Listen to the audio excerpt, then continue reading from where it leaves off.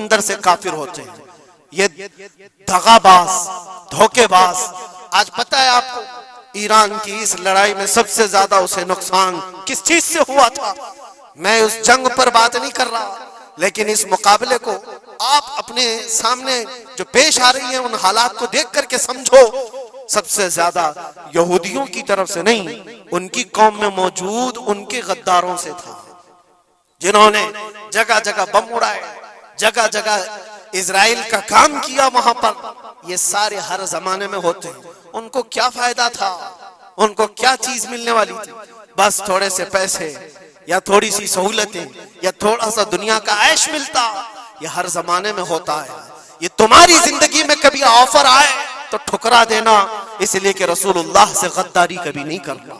حضور پاک صلی اللہ تعالیٰ علیہ وسلم کو قبر میں بھی تمہیں منہ دکھانا ہے اور حشر میں بھی منہ دکھانا ہے. آج تمہاری دشمنی بھی اگر کسی مسلمان سے ہو جائے تو اس کی خبر گیری کرنا یا اس کی جاسوسی کر کے دوسرے تک پہنچانا یہ سخت قبیح کام ہے، بہت ہی برا فعل ہے. اس اللہ تعالیٰ کی اس پر لعنت ہے جو اس طرح کے کاموں میں مصروف ہے. غداروں سے بہت بڑا نقصان ہے. آج استقامت کی بات میں کر رہا ہوں، ایسے حالات بھی تمہارے ساتھ آئیں گے، تمہارے اپنے ٹوٹ جائیں گے، بکھر جائیں گے، لوگ چھوڑ کر کے غداری کریں. آپ کو میں بتاؤں، میں قید کی حالت میں تھا. 22 دن تک مجھے ادھر سے ادھر گھمایا جا رہا تھا انویسٹیگیشن کے نام پر. ایسا لگ رہا تھا کہ یہ بہت بڑا کوئی آتنکوادی پکڑ کر کے لائے، پورا جلوس لے کر کے گھوم رہے. ارے 2 جملے کیا بولے جس کی بنیاد پر اتنے ساری تم نے گھما دیے ساری چیزیں. میں کبھی بولتا نہیں اس چیز پر. آج میں آپ کو بتا رہا ہوں، میرے سامنے بیٹھا ہوا آفیسر جو انویسٹیگیشن کر رہا ہو، اسے تو 5 چیزیں معلوم تھی، وہ یہ چیزیں پوچھ رہا ہے، لیکن سامنے مجھے خود اس نے بتایا. تھوڑی دیر کے بعد میسج آتا ہے، پھر میسج آتا ہے، پھر میسج آتا ہے، اور وہ ہنس رہا ہے اور کہہ رہا ہے مفتی صاحب یہ دیکھو آپ کے فلاں حضرت نے میسج دیا، آپ کی اس تقریر کی کلپ ان کو بھیجیے، یہ بھی پوچھو ان سے، یہ بھی پوچھو ان سے. مجھے سب پتا ہے، میں کبھی اس چیز کو اظہار میں نہیں لاؤں گا، لیکن اس کا انصاف اللہ کی بارگاہ میں ہوگا، اللہ کی بارگاہ میں فیصلہ ہوگا. اور جب رسول اللہ کے دربار میں ہم کھڑے ہوں گے تو دیکھنا ہم کس کے ساتھ ہوں گے اور تم کس کے ساتھ کھڑے رہو گے. دیکھنا اس بات کو. ایک بندہ رسول اللہ کی عزت کے لیے کفار و مشرکین کے نرغے میں بیٹھا ہو اور تم اپنی روٹیاں سیکنے کے لیے اس کے سامنے ہماری جاسوسی کرتے ہو اور اس سے کہتے ہو کسی حالت میں چھوڑنا مت، کسی حالت میں چھوڑنا مت. اور وہ لوگ جانتے ہیں اور وہ کہتے ہیں آپ گھبراؤ مت، ہم تو اپنا پروسیس کریں گے. اور ایسے لوگ ہمارے پاس بہت سارے ہیں جو بھیجتے رہتے ہیں، ہم تو اپنا کام ہی کریں گے. لیکن میرے عزیزو، وہ کام اپنا کر رہے ہوں گے لیکن دل پر چھریاں چلتی ہیں. یہ کون سے لوگ ہیں؟ کس نبی کا کلمہ پڑے ہوئے لوگ ہیں؟ تمہارے لیے رسول اللہ کی ناموس بھی کوئی معنی نہیں رکھتی، حضور پاک کی عزت بھی کوئی معنی نہیں رکھتی. اس چیز سے آج پوری قوم پریشان ہے. بڑی بڑی جنگیں اسی لیے ہاری جاتی ہیں جب قوم کے اندر منافقین موجود ہوتے ہیں. آج اس چیز کے اپنے دل کو بھی پاک رکھو. ہم نے تاریخ دیکھی ہے، ٹیپو سلطان یوں ہی نہیں مرے تھے. ٹیپو سلطان کو انگریزوں کے ہاتھ میں دینے والا بھی غدار موجود تھا، مسلمان تھا. یہ ساری غداریاں آج جو آئی، کتنے تو ایسے ہیں پہلے ہی سے جا کر کے کہہ دے مسجد میں یہ ہو رہا ہے، مسجد میں یہ ہو رہا ہے. یاد رکھنا قیامت کے دن تمہارے چہرے کالے ہوں گے، اللہ کی بارگاہ میں پکڑے جاؤ گے. وَمَنْ أَظْلَمُ مِمَّنْ مَنَعَ مَسَاجِدَ اللَّهِ أَن يُذْكَرَ فِيهَا اسْمُهُ وَسَعَىٰ فِي خَرَابِهَا. اللہ فرماتا ہے اس سے بڑا ظالم کون جو اللہ کی مسجدوں میں اللہ کا ذکر کرنے سے روکتا ہے؟ اس سے بڑا ظالم کون ہے؟ اور وہ سب ظالم آج دیکھنے کو آ رہے ہیں. بہرحال خلاصہ کلام یہ ہے میرے عزیزو، ہم حسینی ایمان رکھتے ہیں اور حسین کی طرح اللہ کی بارگاہ میں دعا بھی کرتے ہیں کہ مولا ساری قربانیاں ہو جائیں مگر ایمان کا سودا کرنے کی نوبت کبھی نہ آئے. رب تبارک و تعالی ہماری حفاظت فرمائے کہ ہمارے جسم کے چھتڑے ہو جائیں مگر مولا تیرے حبیب پاک کی عزت اور ان کی محبت بال برابر بھی ہمارے دل میں فرق آنے نہ پائے، بال برابر بھی فرق ہونے نہ پائے. اپنی اولاد کو بھی یہی تعلیم دے کر جاؤ، یہی تعلیم دے کر جاؤ. کربلا سننے کا مطلب یہ نہیں ہے ماتھا پیٹ لیا، سینہ پیٹ لیا، رو دھو کر کے اٹھ گئے. رونا تو سب کو آسانی سے آ جائے گا، لیکن حسین کے اس میسج کو اپنے بچوں میں ایسا پلا کر کے جاؤ کہ تمہارے دور میں بھی یزید آئیں گے، تمہارے دور میں بھی یزیدی فتنے ہوں گے، اس وقت میرے بیٹے چوڑیاں پہن کر گھر میں نہ بیٹھنا، یزیدیوں کا مقابلہ کرنے کے لیے حق بات کا اعلان کرنا۔ مجھے یاد ہے میری بات، میں جس وقت اپنے گھر سے دلی کے لیے نکل رہا تھا تو میری ماں نے یہی کہا تھا، نہ واپس آؤ تو کوئی بات نہیں، ہمیں یقین ہے کہ اللہ کے راستے پر جا رہے ہیں۔ اللہ تبارک و تعالی میں بہت بڑی قربانی جس کو ذبح عظیم کہا ہے قرآن عظیم نے، سیدنا اسماعیل علیہ السلام کی قربانی کی یاد دلائی جاتی ہے، اور محرم آتے ہی شرق و غرب، شمال و جنوب، تمام تر مومنین کے درمیان ایک چرچا مشہور ہو جاتا ہے، وہ صبت رسول، لخت جگر بطول سیدہ فاطمۃ الزہرا کے آنکھوں کے نور سیدنا امام حسین اعظم رضی اللہ تعالی عنہ کی قربانی کے چرچے ہیں۔ اور میرے عزیزو، صدیاں بیت گئی سیدنا امام حسین کی قربانی کو لے کر، لیکن ذکر اب تک پرانا نہیں ہوا۔ ہر سال مسلمانوں کے درمیان یہ ذکر بڑے زور و شور سے آتا ہے اور بڑے اہتمام کے ساتھ مومنین اس کا سننے کا اہتمام کرتے ہیں۔ میں ایک چیز آپ کو بتاؤں، کبھی کسی نے یہ نہیں کہا کہ ہر سال کربلا کی داستانیں کیوں سناتے ہیں۔ آدمی اگر ایک کہانی سنا ہو تو دوسری مرتبہ سننے کا اس کو دل نہیں کرتا، یا اگر بہت انٹرسٹڈ ہے تو دوسری مرتبہ سن لے گا، تیسری مرتبہ دل نہیں کرتا۔ لیکن مجھے بتاؤ، بچپن سے ہر سال آپ شوق سے سنتے ہیں یا نہیں امام حسین کو؟ اور کبھی مقرر سے یہ نہیں کہتے یا سنانے والے سے یہ نہیں کہتے کہ ہر سال یہی سنایا جا رہا ہے، بلکہ میں یہ کہتا ہوں، ہم اگر ہر سال کربلا کی داستانیں سناتے ہیں تو چلو مان لیا کہ کوئی مولوی صاحب لوگوں نے یہ شروع کر رکھا ہو، لیکن یہ کروڑوں کے عوام کیا پاگل ہے جو ہر سال سننا چاہتے ہیں؟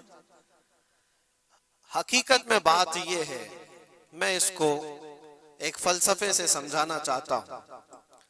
آپ کلمہ کون سا پڑھتے ہیں؟ لا الہ الا اللہ محمد رسول اللہ۔ آپ کے باپ کا کلمہ بھی یہی تھا، آپ کے دادا کا کلمہ بھی یہی تھا، پردادا کا بھی کلمہ یہی تھا، سالوں پہلے بھی جائیں تو صحابہ، تابعین، اولیاء کا کلمہ بھی یہی تھا۔ 14 صدیاں بیت گئی، ہر صدی میں یہی کلمہ، اور آج بھی ہم اس کلمے کو ایک ایک بار نہیں سینکڑوں مرتبہ پڑھتے ہیں، اپنے بچوں کو بھی یہی یاد دلاتے ہیں۔ لیکن کبھی یہ کیوں نہیں کہتے کہ یہ کلمہ بہت پرانا ہے، اسی کو کیوں پڑھا جاتا ہے؟ نیا کلمہ نہیں آئے گا، پرانا ہے، سب کو پتا ہے، لیکن پڑھنے میں کبھی کسی کو اکتاہٹ بھی نہیں آتی۔ کلمہ طیبہ جو پڑھتا ہے اسے اندازہ ہوتا ہوگا شوق سے اس کا ورد کرتا ہے۔ جہاں پر بھی ذکر کر کے دیکھیں آپ لا الہ الا اللہ محمد الرسول اللہ کا، اکتاہٹ نہیں آتی، بے چینی نہیں ہے، اس میں جدت ہے، اس میں نیا پن ہے۔ یہ کلمہ ہر صدی کا ہے، ہر زمانے کا ہے۔ تو 14 صدیوں سے جب کلمہ پرانا نہیں ہوا تو پھر وہ بات ہمیں یاد آتی، حسین اعظم ہے کون، جس کو اس شعر سے سمجھا گیا ہے، سر داد نہ داد دست در دست یزید، حقا کے بنائے لا الہ است حسین۔ سر دے دیا ہاتھ نہ دیا یزید کے ہاتھ میں، اور حق تو یہ ہے کہ لا الہ کی جڑ کا نام حسین ہے۔ تو لا الہ کی جڑ کا نام، لا الہ کی بنیاد کا نام حسین ہے۔ تو جس طرح کلمہ پرانا نہیں ہوتا، اسی طرح حسین کا تذکرہ بھی کبھی پرانا نہیں ہوتا۔ عزیزان گرامی، محرم الحرام یہ حرمت والے 4 مہینوں میں سے ایک ہے۔ سال کے 12 مہینوں میں اللہ تعالیٰ نے قرآن پاک میں فرمایا 4 مہینے حرمت والے ہیں، رجب، اور پھر یہ ذی القعدہ، ذی الحجہ اور محرم، یہ 4 مہینے حرمت والے ہیں۔ اس میں جنگ و جدال، قتل و قتال سب حرام ہے۔ صرف آپس کی بات نہیں کر رہا میں، کسی دوسرے کے ساتھ بھی جو جنگیں ہوتی تھی اس وقت یہ سب حرام ہو جاتی، سب تلواریں نیچے رکھ لیے جاتے حرمت والے مہینوں۔ لیکن تف ہے، لعنت ہے اس یزیدی فوج پر جس نے حرمت والے مہینے کا بھی خیال نہیں کیا، اور نہ ہی کفار و مشرکین سے ان کا مقابلہ تھا، بلکہ رسول اللہ کے گھر والوں سے مقابلہ تھا، اہل بیت اطہار سے مقابلہ تھا۔ حرمت والے مہینوں کی دھجیاں اڑا دی گئی، کربلا کے اس میدان کو پورا لالا زار کر دیا، اس طرح خون ریز کر دیا گیا، ہر جگہ اہل بیت کے ٹکڑے نظر آتے تھے۔ وہ ایک عظیم سانحہ ہے، ایک عظیم حادثہ ہے جس کو رہتی دنیا تک بھلایا نہیں جا سکتا۔ آج میں تھوڑی باتیں عرض کر کے آپ کے سامنے یہ بات رکھوں گا۔ اللہ کے نبی صلی اللہ تعالیٰ علیہ وسلم نے اس حرمت والے مہینے کی فضیلت بھی بیان فرمائی، اور اس محرم میں حضرت حفصہ رضی اللہ تعالیٰ عنہ جو حضور کی زوجہ ہیں، وہ فرماتی ہیں رسول پاک صلی اللہ تعالیٰ علیہ وسلم 4 عمل زندگی میں کبھی ترک نہیں کرتے تھے، چھوڑتے نہیں تھے۔ وہ کیا ہیں؟ تو آپ فرماتی ہیں ان میں سے ایک عاشورہ کا روزہ حضور کبھی نہیں چھوڑتے تھے۔ عاشورہ کا روزہ رسول پاک صلی اللہ تعالیٰ علیہ وسلم کبھی ترک نہیں فرماتے، اس کی بڑی فضیلت ہے۔ یہ عاشورہ کیا ہے؟ 10ویں محرم کے دن کو عاشورہ کہا جاتا ہے، بڑا تاریخی دن ہے، اور بلکہ اللہ کے نبی صلی اللہ علیہ وسلم نے یہ بھی فرمایا قیامت بھی اسی دن کو آنے والی ہے۔ 10 محرم الحرام ہوگی اور جمعہ کا دن ہی ہوگا، جس دن سور پھونکا جائے گا اور پوری دنیا فنا کر دی جائے گی اور قیامت کا منظر قائم ہو جائے گا۔ عاشورہ کا دن آتا ہے تو اے مومنو، سب کے سب اللہ کی بارگاہ میں دوڑ آ جاؤ، عبادت کے لیے لگ جاؤ، اور اس دن یہ یاد کرنا چاہیے کہ یہی وہ دن ہوگا جب ہمیں بارگاہ رب العزت میں کھڑا کیا جائے گا۔ اولین سے لے کر آخرین تک جتنے بھی پیدا ہوئے اس روئے زمین پر سب کو اٹھایا جائے گا، حساب و کتاب ہوگا، اور وہ 50,000 سال کے برابر کا ایک دن ہوگا۔ اس دن کو یاد کر کے عاشورہ کا اہتمام کرنا ضروری ہے۔ عاشورہ میں تو ویسی یادگاریں بہت ہیں۔ آدم علیہ السلام کے متعلق ان کی توبہ اسی دن قبول ہوئی۔ نوح علیہ السلام کی قوم پر جو عذاب آیا تھا طوفان کا، وہ طوفان نوح سے کشتی کو جو نجات ملی نوح علیہ السلام کی، وہ بھی عاشورہ کا دن تھا۔ سیدنا یونس علیہ السلام کو مچھلی کے پیٹ سے باہر نکالا گیا، وہ بھی عاشورہ کا دن تھا۔ موسیٰ علیہ السلام کو فرعون سے نجات دی گئی، فرعون غرق ہو گیا، پانی میں ڈبو دیا گیا، وہ بھی عاشورہ کا دن تھا۔ بہت ساری اس طرح کی تاریخی چیزیں عاشورہ کے دن، لیکن یہ ساری تاریخوں پر ایک تاریخ غالب آ جاتی ہے، وہ رسول اللہ کے نواسے کی قربانی کا دن، اس لیے کہ وہ پوری امت کو ہلا دینے والا حادثہ ہے۔ نبی آخر الزمان صلی اللہ تعالی علیہ وسلم نے اپنے اس لخت جگر کو، اپنے اس نور نظر کو، جس کے لیے اپنے سجدے لمبے کر دیا کرتے تھے۔ جانتے ہیں آپ حضور پاک صلی اللہ علیہ وسلم کے ایک بیٹے تھے حضرت ابراہیم، اور یہ اسی زمانے کے ہیں جب حضرت امام حسین بھی پیدا ہوئے تھے، اور حضور کی گود میں آپ کے اپنے بیٹے بھی تھے۔ حضور صلی اللہ تعالیٰ علیہ وسلم کے وہ ایک ہی بیٹے ہیں جو 6 مہینے تک زندہ رہے۔ حضور صلی اللہ علیہ وسلم اپنی گود میں بٹھا کر انہیں پیار کر رہے تھے، اور امام حسین کو بھی گود میں رکھے ہوئے تھے۔ ایک طرف نواسا ہے اور ایک طرف بیٹا ہے۔ جبرائیل امین نے آ کر کے عرض کیا اللہ کے نبی صلی اللہ علیہ وسلم سے، کہا رب تبارک و تعالیٰ کی منشا یہ ہے کہ ان دونوں میں سے آپ کسی ایک ہی کو رکھ سکتے ہیں۔ اللہ کے نبی صلی اللہ علیہ وسلم نے امام حسین پر اپنے بیٹے کو قربان کر دیا۔ کہا اے جبرائیل، حسین کو رہنے دو، اس لیے کہ یہ میری آنکھوں کا بھی نور ہے اور فاطمہ کی آنکھوں کا بھی نور ہے۔ پھر چند ہی دن کے بعد حضرت ابراہیم کا انتقال ہو گیا۔ آپ اندازہ کریں جس حسین اعظم کے لیے رسول پاک صلی اللہ علیہ وسلم نے اپنے بیٹے کو قربان کیا، اور مدینے کی گلیوں میں جس کو اپنے کندھوں پر اٹھا کر سوار کرتے تھے، امام حسین حضور کے صلی اللہ تعالیٰ علیہ وسلم کے کندھوں پر سواری کیا کرتے تھے۔ دوش نبوت جن کی سواری ہو، اندازہ کر سکتا ہے کوئی؟ اس حسین اعظم کے چرچے مدینہ طیبہ میں بچپن میں ہی عام تھے۔ صحابہ اکرام رضوان اللہ تعالیٰ علیہ مجمعین دیکھتے تھے، کبھی حضور صلی اللہ تعالیٰ علیہ وسلم مسجد نبوی تشریف لاتے تو یہ دونوں شہزادے حضور کے جبے پر لٹکے ہوئے آتے تھے۔ کبھی حضور ممبر پر کھڑے ہیں تو ایک شہزادہ حضور کے ایک قدم کو پکڑا ہے، دوسرا دوسرے قدم کو پکڑا ہوا ہے۔ یہ تو ان کی پرورش تھی جو بچپنے کی تھی، صحابہ ان کی اس بچپنے پر رشک کیا کرتے تھے، اور صحابہ کرام رضوان اللہ تعالی علیہ مجمعین ادب حد درجے کا کرتے تھے۔ آپ کو میں بتاؤں، ادب تو ایسا تھا اہل بیت اطہار کا۔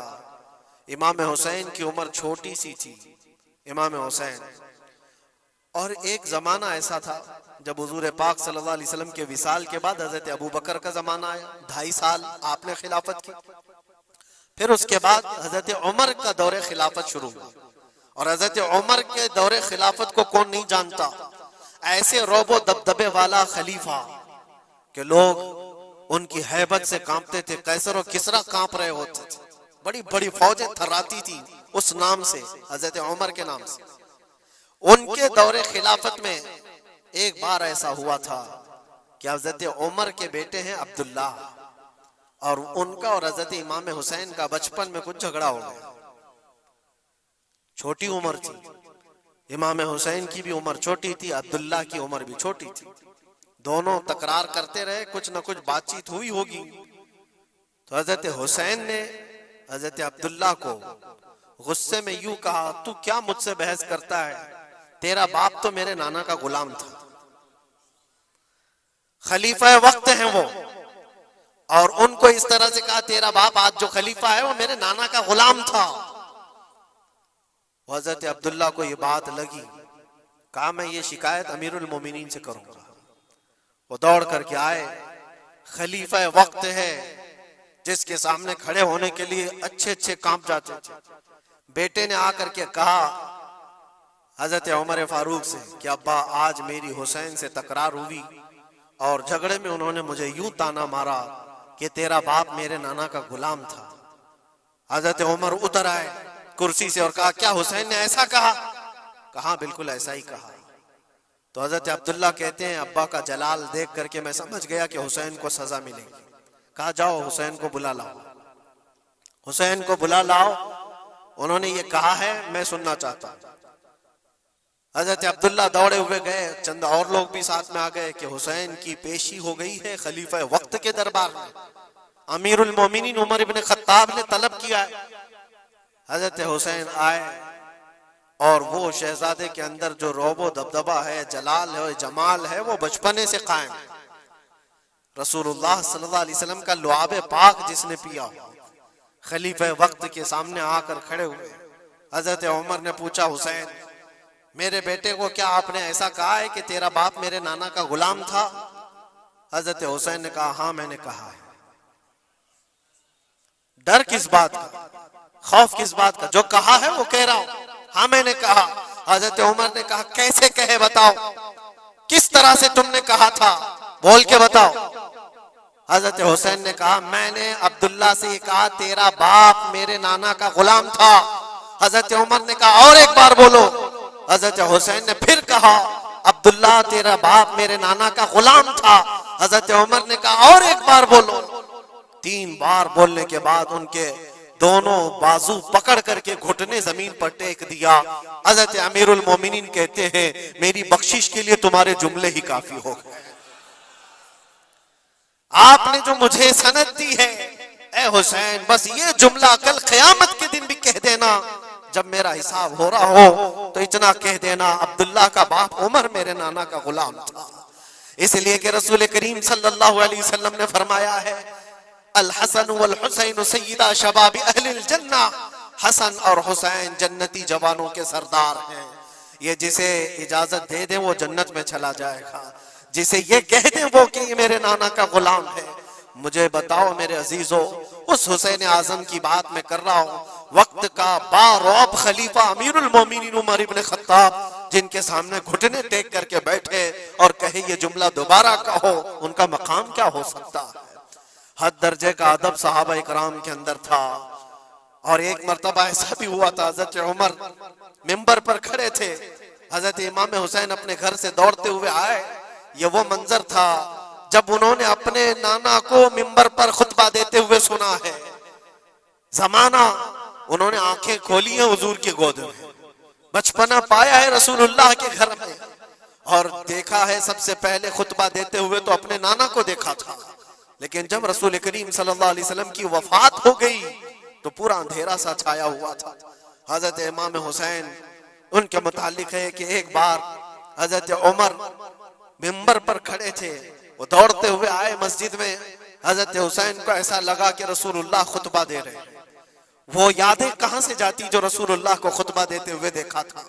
دوڑتے ہوئے آئے، دیکھا عمر فاروق خطبہ دے رہے ہیں، تو چیخ کر کے کہا کہ آپ میرے نانا کے ممبر سے اتر جاؤ، یہ میرے باپ کا ممبر ہے، اپنے باپ کے ممبر پر جاؤ، تمہارے باپ کے ممبر پر جاؤ۔ حضرت عمر اتر گئے، یہ نہیں کہ خطبہ قائم رکھا، فوراً اترا ہے اور شہزادے کو پکڑ کر کے رونے لگ گئے۔ سچ کہا ہے حسین، یہ ممبر تو تمہارے گھر کا ہی ہے، یہ ممبر تمہارے باپ کا ہے، تمہارے نانا کا ہے، اور انہوں نے یہ عزت بخشی ہے ہمیں کہ ہم اس ممبر پر کھڑے ہوتے ہیں۔ اگر آپ اجازت دیں تو میں خطبہ دوں، ورنہ میں یہیں بیٹھا رہوں۔ یہ مقام تھا امام حسین کا، بچپنے کی بات کر رہا ہوں۔ پھر انہوں نے کہا آپ خطبہ دیں، حضرت عمر خطبہ دینے لگے۔ عزیزان گرامی، رسول کریم صلی اللہ تعالی علیہ وسلم کے اس عظیم خانوادے کی بات کر رہا ہوں۔ دنیا نے امام حسین کی داستان کربلا کی بہت سنائی، اور ہم بھی سناتے رہے اور سنتے بھی رہے۔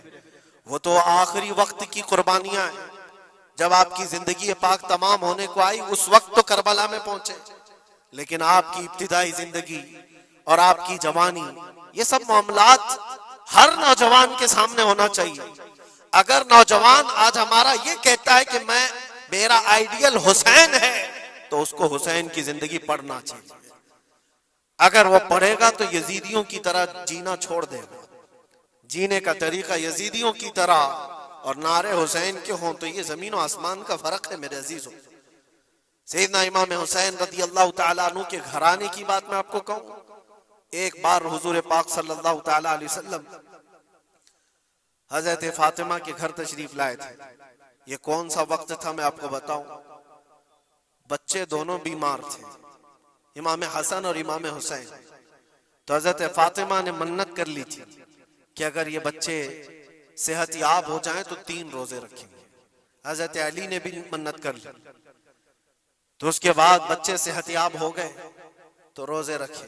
حضرت علی رضی اللہ تعالیٰ عنہ داماد رسول، اسد اللہ الغالب، شیر خدا جن کو کہتے ہیں، فاتح خیبر شکن اور فاتح خیبر، سیدنا علی ابن ابی طالب رضی اللہ تعالیٰ عنہ ایک کھجوروں کے باغیچے میں کام کیا کرتے تھے، اور مزدوری میں صرف 2 درہم آپ کو ملتے تھے۔ وہ 2 درہم ایسے کہ اس سے مدینے میں اتنا آٹا ملتا تھا جس سے 5 روٹیاں بن سکتی تھی۔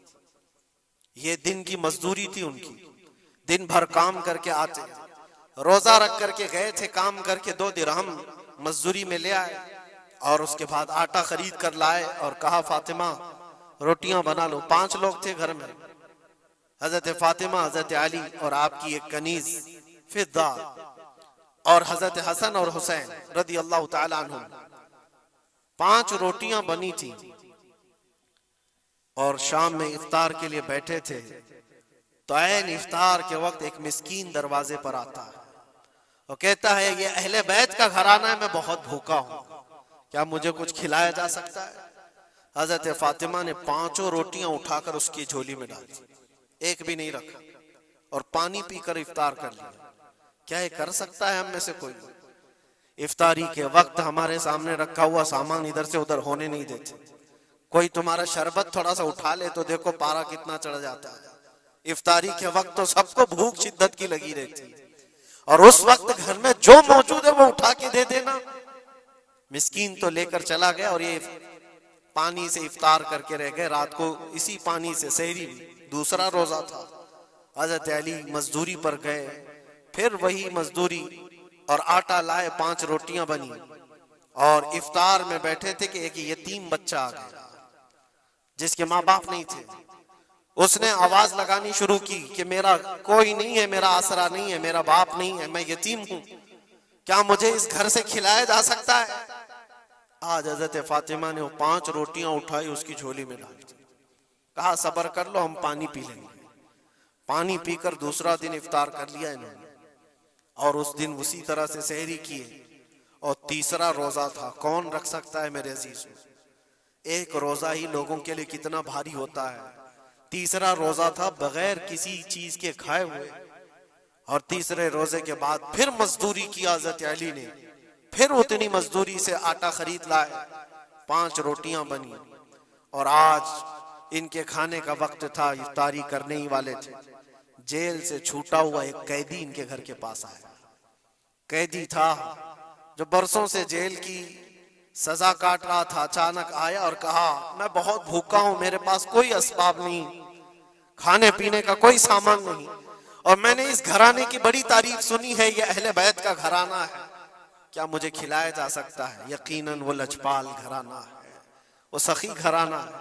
آج بھی 5 روٹیاں اٹھائی اور ڈال دی, اور حالت یہ ہو گئی تھی کہ سب کا پیٹ پیٹ سے لگ گیا تھا, اور آواز نہیں نکل رہی تھی کسی کی. تیسرا دن گزرا تھا, اور اس وقت سب حسنین کریمین طاق میں دبکے ہوئے اندر بیٹھے ہوئے تھے. حضرت علی جھکے ہوئے تھے, حضرت فاطمہ بھی وہ سجدے میں تھی. رسول کریم صلی اللہ تعالی علیہ وسلم اس حالت میں اس گھرانے میں تشریف لاتے, اور آئے آواز دیا تو آواز کسی کی نکل نہیں رہی, سناٹا ہے گھر میں. دیکھا تو حسنین کریمین جسم پورا لاغر دکھ رہا ہے, دیوار سے دبکے ہوئے بیٹھے ہیں, حضرت فاطمہ الگ, حضرت علی الگ. یہ کیا منظر ہے؟ یہ اہل بیت وہ ہیں جو فاقہ کرتے تھے لیکن شکایت کسی کے پاس کرتے نہیں تھے.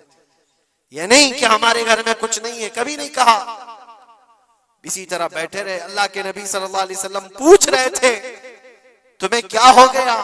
اسی اسنا میں ان کا جواب آنے سے پہلے جبرائیل امین آیت لے کر کے آ گئے. آیت لے کر کے آ گئے.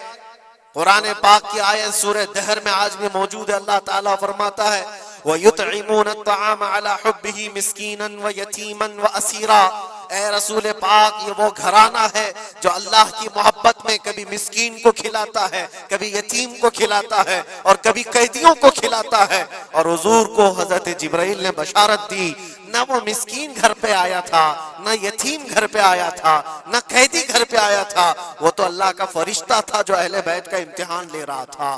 اور یہ اہل بیت کا گھرانہ امتحان میں مکمل کامیاب ہے, اور ان کے کھانے کے لیے اللہ تعالیٰ جنت سے کھانے نعمت اتار رہا ہے. یہ وہ گھرانہ تھا. کیا اس صبر کو آپ دیکھ سکتے ہیں؟ بچپن میں جہاں اتنا صبر سکھایا گیا ہو, بچوں نے یہ الجھ کر کے کہا کہ ماں کیوں دے رہی ہو روٹیاں, ہمارے لیے بھی تو کچھ رکھو. یہ وہ آداب تھے, یہ وہ پرورش تھی جو کربلا کے میدان میں ان کو جبل استقامت بنایا ہوا تھا. ٹس سے مس نہیں ہوتے تھے. یہ اچانک آئی ہوئی پرورش نہیں تھی, اچانک ملی ہوئی تربیت نہیں تھی, ان کی گٹھی میں گھول کر کے پلائی گئی ہوئی تربیت تھی. حسنین کریمین کو یہ صبر و استقامت ان کی ماں اور ان کے باپ نے اس وقت سے دیا ہے جب ابھی وہ شعور کی آنکھیں کھول رہے تھے. عزیزان گرامی وقار, استقامت کس کو کہتے ہیں؟ یہی ایک جملہ, ایک لفظ یاد کر لو بس کافی ہے. آج میرا میسج اتنا ہی ہے. استقامت ہے صرف اور صرف ظلم سہ کر کے مر جانا, یہ کوئی کمال کی بات نہیں. ظالم کے سامنے ڈٹے رہنا اور حق بات کا اعلان کرنا, یہ استقامت ہے. اور یہ ساری کرامتوں سے بڑھ کر کے ہے. ساری کرامتیں, جو بھی ولی کرامت دکھاتا ہے وہ نبوت کا پرتو ہوتا ہے, معجزے کا پرتو ہوتا ہے. نبی معجزہ دکھاتے ہیں. معجزہ کیا ہے؟ ایسا کام جو عام انسان نہیں کر سکتا. جیسے حضرت موسیٰ علیہ السلام نے اپنے لکڑی کو زمین پر ڈالا تو وہ سانپ بن گیا, اژدھا بن گیا. حضرت عیسیٰ علیہ السلام مٹی کے پرندے کو پھونک مارتے تھے تو وہ اڑ جاتا تھا. یہ معجزہ ہے.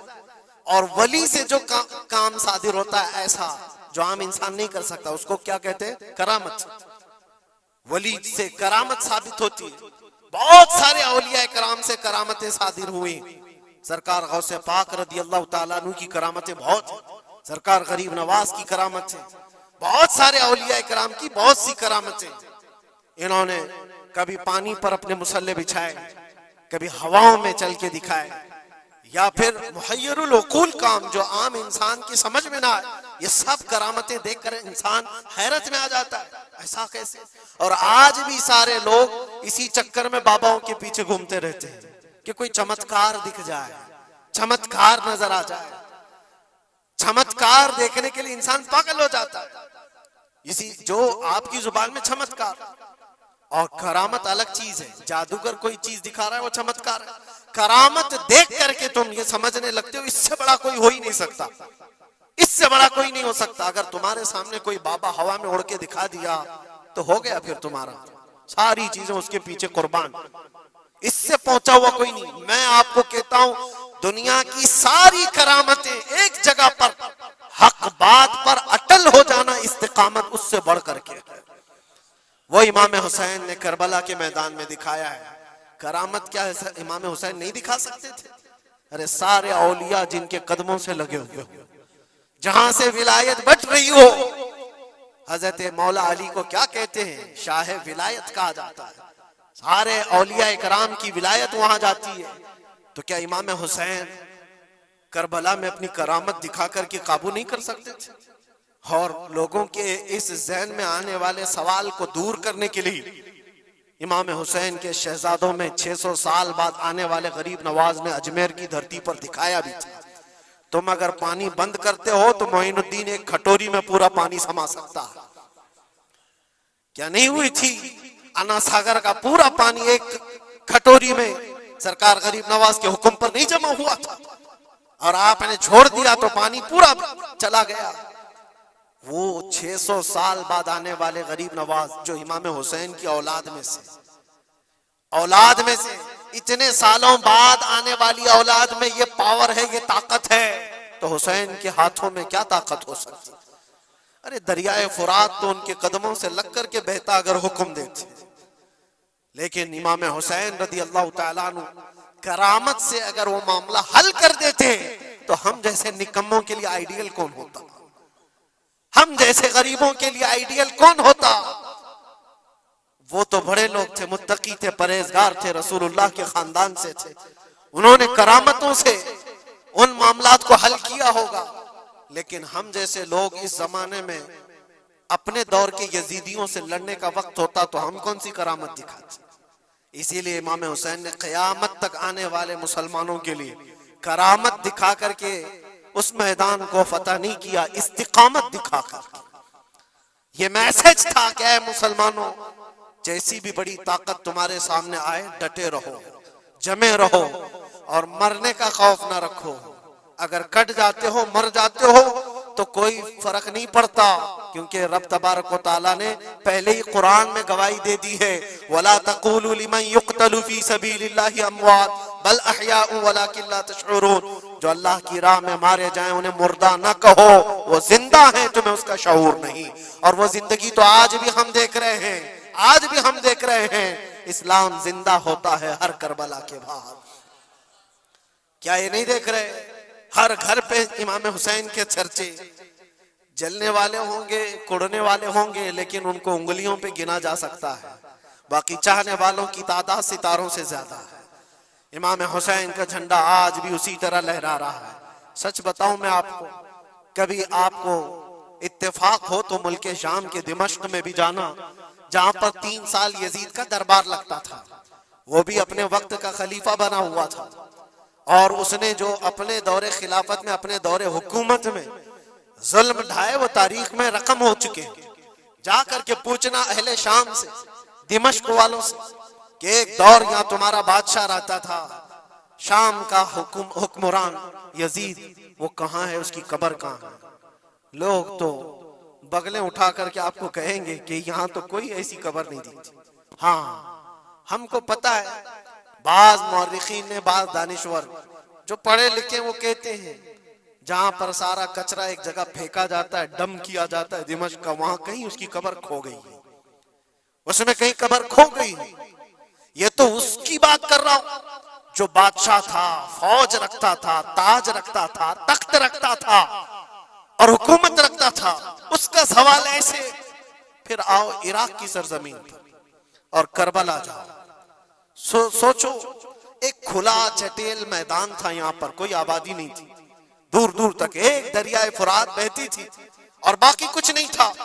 اور جا کر کے آپ ڈھونڈنے لگ جاؤ کہ وہ میدان کہاں ہے, تو تمہیں میدان نہیں ملے گا, ہر جگہ آبادی ہی آبادی. ایک حسین و جمیل شہر ہے, اور لوگوں سے پوچھو کہ یہاں تو ہم نے سنا تھا رسول اللہ کے شہزادے حسین کو کاٹ کر کے ٹکڑوں میں بدل دیا گیا تھا، ان کے شہزادوں کو، اور امام حسین کے سر کو الگ کر دیا گیا، جسم کو الگ کر دیا گیا، ان کے بیٹوں کے جسم پر گھوڑے دوڑا دیے گئے تھے۔ سنا تو ایسا تھا کہ ان کے سب جسم کو اس طرح سے بکھیر دیا گیا تھا، وہ کہاں ہیں؟ کیا مٹ گئے تاریخ میں؟ نہیں، آپ کو ہاتھ پکڑ کر لے جا کر ایسے دربار میں کھڑا کریں گے جس دربار کی اونچائی دیکھنے سے ٹوپی گر جاتی ہے۔ اس حسین دربار کو دیکھتے ہی دل میں ہیبت طاری ہوتی ہے، اور پھر تم بے اختیار یہ کہہ دو گے، حسین کا دربار دیکھتے ہی تمہاری زبان سے یہ الفاظ نکل پڑیں گے، شاہ است حسین، بادشاہ است حسین۔ وہ اب بھی بادشاہ ہے، اب بھی شاہ ہے، اور ہزاروں لوگوں کو دیکھا ہے ہم نے حسین اعظم کی قبر پاک کے پاس آتے ہیں۔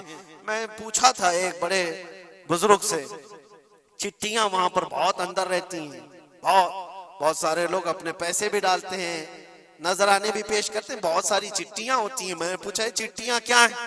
کہا برسوں سے رواج ہے، جب کسی کا کوئی مسئلہ حل نہیں ہوتا تو وہ پورا چٹی میں اپنا لکھ کر کے لاتا ہے اور امام حسین کے پاس پیش کرتا ہے، اس لیے کہ اس کا وجدان یہ کہتا ہے ہم رعایا ہیں اور وہ بادشاہ ہے، بادشاہ کے سامنے اگر شکایت نہ کی جائے تو پھر کس کے سامنے کی جائے؟ لوگ اپنی شکایتیں آج بھی پیش کرتے ہیں۔ میں کہنا یہ چاہتا ہوں میرے عزیزو، 14 صدیوں کے بعد بھی جس کی بادشاہت ختم نہیں ہوتی، وہ کس بات کی وجہ سے ہے؟ وہ استقامت کی بنیاد پر ہے۔ اسی لیے تو قرآن میں اللہ نے فرمایا ان الذین قالوا ربنا اللہ ثم استقاموا، بے شک وہ لوگ جنہوں نے کہا ہمارا رب اللہ ہے پھر جمے رہ گئے، تتنزل علیہم الملائکہ، ان پر اللہ فرشتے اتارتا ہے، اور فرشتے یہ کہتے ہوئے آتے ہیں جو استقامت کے ساتھ کھڑا ہے اس کو کہ گھبراؤ مت، ڈرو مت، ان قریب اللہ تبارک و تعالیٰ نے جو تم سے وعدہ کیا ہے وہ تمہیں ملنے والا ہے۔ یہ استقامت کے ساتھ رہنے والے کے لیے ملائکہ اتارے جاتے ہیں۔ آج بھی ہمارا امتحان اسی استقامت کو لے کر کے ہے، کتنے جمے رہو گے، کتنے ڈٹے رہو گے، یہی امتحان آنے والا ہے۔ آگے بھی دیکھنا، اس زمانے میں بھی دیکھنا، تمہاری ٹوپیاں اتاری جا رہی، تمہاری داڑیاں نوچی جا رہی، تمہارے برقعے، تمہارے حجاب سب سوالیہ نشان ہیں۔ اب تو حالات یہ ہو گئے ہیں، لوگوں کو اتنی کھجلی ہے کہ اذان کی آواز سے بھی پورے جسم میں کچھ لوگوں کو کھجلیاں ہوتی ہیں، تکلیفیں اتنی ہیں کہ سب اتار دو، کوئی اذان کی آواز نہیں۔ صدیوں سے جو اذان کی آوازیں گونج رہی تھی، آج پتہ نہیں پاگلوں کے دماغ میں کون سی چیز سوار ہے، کون سا شیطان سوار ہے۔ یہ صرف اور صرف اس لیے نہیں ہے کہ ابھی کے بنے ہوئے شیطان ہیں، شیطان تو پرانے ہیں، لیکن امتحان کی گھڑی تمہاری ہے، وقت ابھی ہمارے امتحان کا آ چکا ہے۔ یہ جو پوری دنیا کے حالات آپ دیکھ رہے ہیں، ان حالات میں بھی میرے عزیزو ایک بات یاد رکھنا، بہت سارے طوفان، بہت ساری آندھیاں آئیں گی، اگر تم ایمان کی حفاظت کے ساتھ اس دنیا سے گئے تو امن میں ہو، ورنہ اللہ کے نبی صلی اللہ علیہ وسلم نے اسی زمانے کے لیے فرمایا تھا وہ زمانہ آئے گا میری امت پر کہ صبح مومن ہوں گے، شام میں کافر ہو جائیں گے، شام میں مومن سوئیں گے، صبح کافر اٹھیں گے۔ وہ اس زمانے میں ہم آ چکے ہیں جہاں ایمان کا سودا ہونے لگ گیا ہے۔ لوگ تو آج، مجھے پتا ہے میں ہر چیز پر بات کروں تو بہت لمبی بات چلی جائے گی، ہماری قوم میں سب سے زیادہ وہ غدار لوگ موجود ہیں جو چند ٹکوں کے لیے، جو چند پیسوں کے لیے مخبری کیا کرتے ہیں اور ایمان بیچتے ہیں۔ ان کو کیا حاصل ہوتا ہے؟ اپنی قوم کی خبریں جا کر کے لوگوں کو پہنچانا، پولیس کو خبر دینا، اس کو خبر دینا، نیتاؤں کی چاٹو گیری کرنا، یہ سب چیزیں تمہارے ہاں کہاں سے آ گئی؟ تم تو خیر امت ہو، حسین اعظم کے غلاموں میں تمہارا نام ہوتا ہے۔ تمہارا سینہ تو ایسا ہونا چاہیے کہ کبھی تمہیں کوئی غلامی پہ جھکا نہ سکے، لیکن جو لوگ غلامی کو پسند کر کے تلوے چھاٹنا چاہتے ہو، یاد رکھنا اس دنیا میں بھی ذلت ہے، آخرت میں بھی بڑی ذلت ہے، بہت بڑی ذلت کا توق اٹھا کر کے اٹھائے جائیں گے۔ اسی لیے باز آؤ اے نوجوانوں، میں آپ سے کہتا ہوں، لالچ پر، پیسوں پر، تھوڑی سہولت دینے پر اگر تم بک جاتے ہو تو تم سے زیادہ اس روئے زمین پر کوئی بدنصیب نہیں ہوگا، کوئی بدنصیب نہیں ہوگا۔ آپ کو پتا ہے منافقین کے رد میں اللہ نے کتنی آیتیں اتاری، اور قرآن میں اللہ نے فرمایا ان المنافقین فی الدرک الاسفل من النار، بے شک منافقین جہنم کے سب سے نیچے حصے میں ہوں گے، سب سے زیادہ عذاب میں ہوں گے۔ کون ہے وہ منافق؟ جو چہرے سے مسلمان دکھتے ہوں، اندر سے کافر ہوتے ہیں۔ یہ دغا باز، دھوکے باز۔ آج پتہ ہے آپ کو ایران کی اس لڑائی میں سب سے زیادہ اسے نقصان کس چیز سے ہوا تھا؟ میں اس جنگ پر بات نہیں کر رہا، لیکن اس مقابلے کو آپ اپنے سامنے جو پیش آ رہی ہیں ان حالات کو دیکھ کر کے سمجھو۔